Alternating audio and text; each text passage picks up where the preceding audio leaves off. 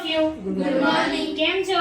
મજામાં. આજે હું તમને નેબ્યુલાઇઝર વિશે કહીશ. તો નેબ્યુલાઇઝેશન એટલે શું? નેબ્યુલાઇઝેશન એટલે લિક્વિડને નાના નાના વરાળ સ્વરૂપે લંગ્સ સુધી પહોંચાડી અને રેસ્પિરેટરી ટ્રેકમાં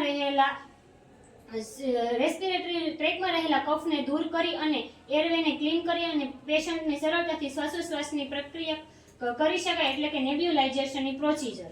નું નામ ગોકુળભાઈ છે. ગોકુળભાઈ કેમ છો? મજામાં ને? આજે આપણે તમારા શરીરમાં કફ રહી ગયો છે એટલે આપણે તેને નેબ્યુલાઇઝેશનની પ્રોસિજર કરી અને આપણે તેને દૂર કરીશું, જેથી કરીને તમને શ્વાસમાં થતી તકલીફને આપણે દૂર કરીશું. હવે આપણે નેબ્યુલાઇઝેશનની પ્રોસિજર શરૂ કરીશું. સૌપ્રથમ બધા જ આર્ટિકલ ભેગા કરી જમણી બાજુની લોકર પર મૂકશું. પછી પેશન્ટને કમ્ફર્ટેબલ પોઝિશન આપીશું.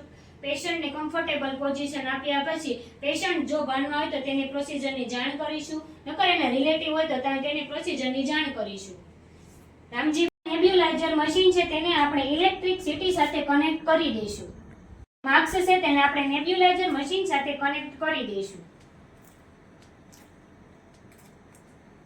નેબ્યુલાઇઝર માસ્ક છે, આની અંદર હવે આપણે ડોક્ટરે ઓર્ડર કરેલા ઇન્જેક્શન ભરવાના છે. એની સાથે 2 ml પિસ્ટલ હોટર પર નાખીશું. આપણે માસ્કને હવે પેશન્ટના મોં અને નાક પર કવર થાય તે માટે આપણે તે રીતે પહેરાવી દઈશું.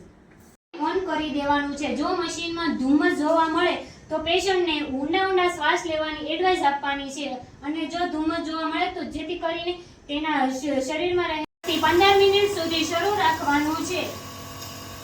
15 મિનિટ થયા બાદ માસ્કને હવે રિમૂવ કરી દેવાનું છે.